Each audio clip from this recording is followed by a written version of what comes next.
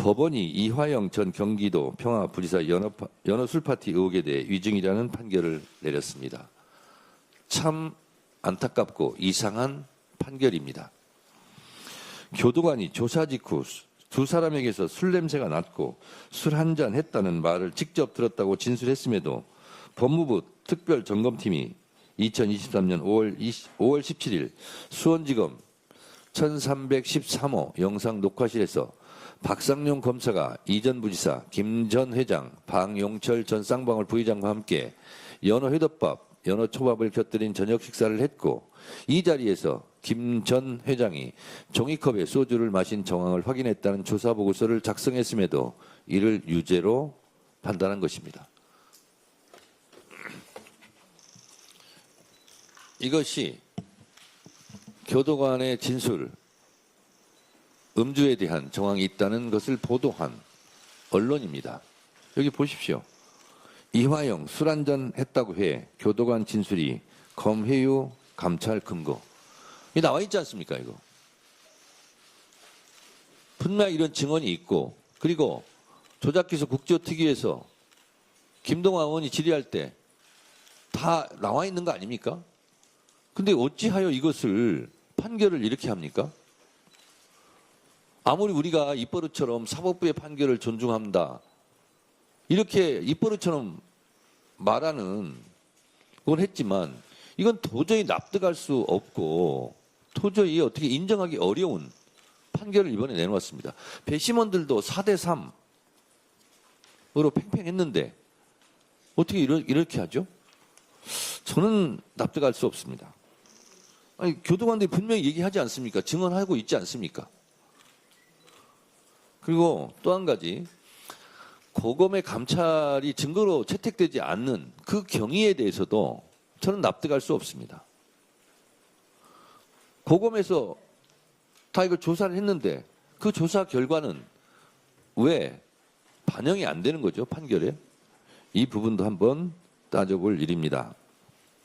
술을 마셨는지 마시지 않았는지에 대한 직접 증거가 없으니 유죄라고 할 것이 아니라 실제로 음식물이 반입이 되었는지 그와 같은 정황들이 있었는지 법무부 조사보고서와 음식물 구입 내역을 살펴 판단을 해야 했음에도 유죄 판단을 한 법원의 깊은 유감을 표합니다.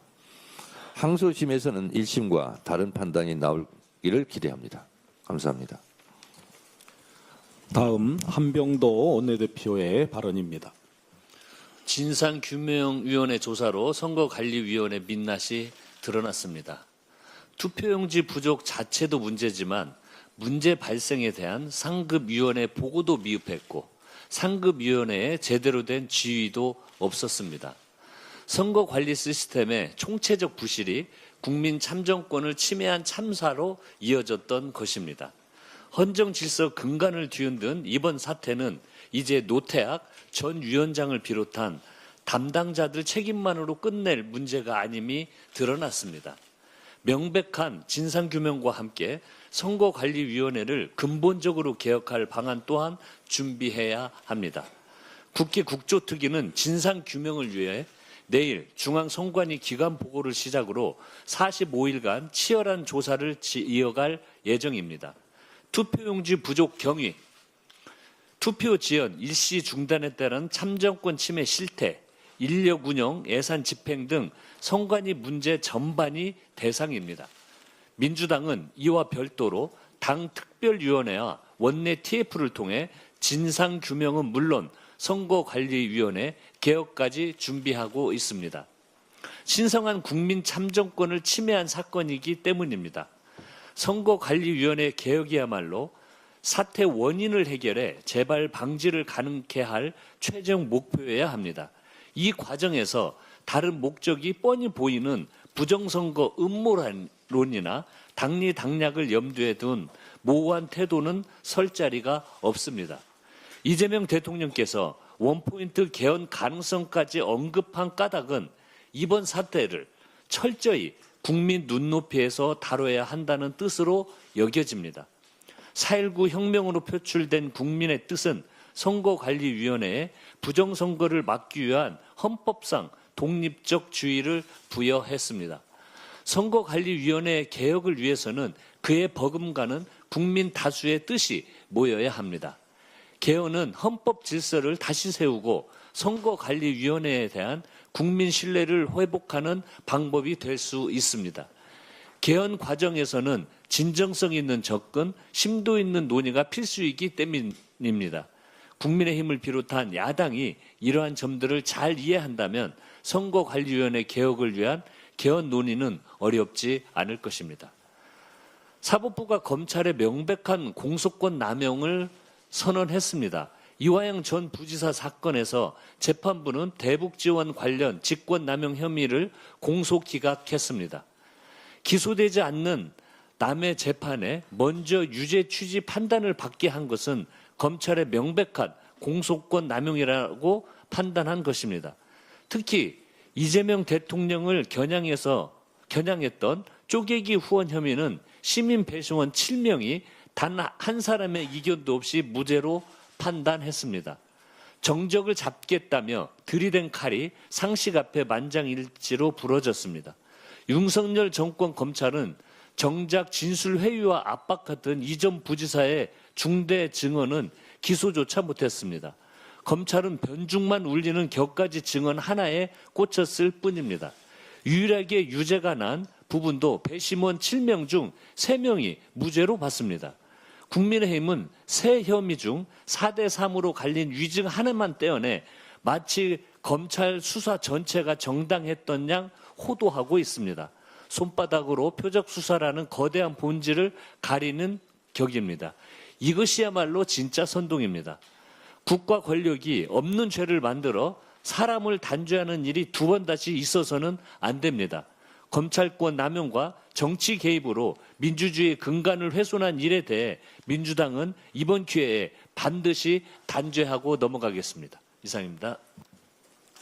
이어 황명선 최고위원입니다. 네, 이재명 정부가 출범 2년차를 맞아 대체불가 대한민국을 향해 힘차게 나아가고 있습니다. 이제 국회가 신속하게 원구성 협상을 마무리하고 상임위 운영을 정상화해서 민생개혁 입법으로 정부를 뒷받침할 차례입니다. 그런데 국민의힘은 무리한 요구로 원구성 협상을 지연시키며 후반기 국회 정상화를 외면한 채 이재명 정부 흠집 4개에만 몰두하고 있습니다. 특히 법사위원회를 가져가겠다는 요구는 국정의 발목을 잡겠다는 공개 선언이나 다름없습니다. 국민의힘은 모든 법안이 거쳐가는 마지막 관문인 법사위를 차지해 민생개혁 입법을 가로막고 민생 실종 국회를 만들려 하고 있습니다. 만약 국민의힘이 법사위를 차지한다면 호르무즈 해협이 막혀 에너지 대란이 닥치는 것처럼 국회 입법이 막히는 정치적 위기가 대한민국을 강타할 것입니다. 이재명 정부 2년차 국정 운영을 뒷받침하고 국정 비전을 온전히 구현하기 위해서라도 법사위는 여당인 민주당이 운영해야 합니다. 지금 열리고 있는 월드컵에서도 시간을 끄는 이른바 침대 축구는 엄격해진 심판 판정으로 자치를 감췄습니다. 원구성 협상을 지연시켜 국정 운영을 방해하려는 국회의 침대 축구 역시 사라져야 합니다. 국민의힘은 가당찮은 법사위 욕심을 버리고 신속한 원구성 협상 마무리로 국회 정상화에 적극 협조하시기 바랍니다. 이번 주에는 한성수 국무총리 후보자 인사청문회가 예정되어 있습니다. 한 후보자는 이재명 정부 2기 내각을 이끌며 국정과제를 강력히 추진할 혁신형 총리 후보자입니다. 기업 현장을 누벼온 경제통으로서 시대적 과제인 AI 대전환과 모두의 성장을 완수할 적임자입니다. 2006년 한명숙 총리 이후 20년 만에 역대 두 번째 여성 총리이기도 합니다. 한 후보자가 민간에서 쌓은 혁신의 경험을 혁신국가의 토대로 확정해 줄 것으로 기대합니다. 국민의힘이 반대할 명분도 이유도 시간도 없습니다. 대내외 여건이 불안정한 지금 안정적인 국정 운영을 위해 신속한 인준이 절실합니다. 국민의힘은 대통령이 임명한 후보자라면 일단 흠집부터 내고 보려는 구시대적 정쟁 의식이 자멸의 지름길임을 명심해야 할 것입니다. 민주당은 국무총리 인사청문회를 통해 한성숙 국무총리 후보자의 자질과 비전을 확인하고 신속한 인준을 통해 이재명 정부의 국정 운영을 안정적으로 뒷받침하겠습니다. 이상입니다.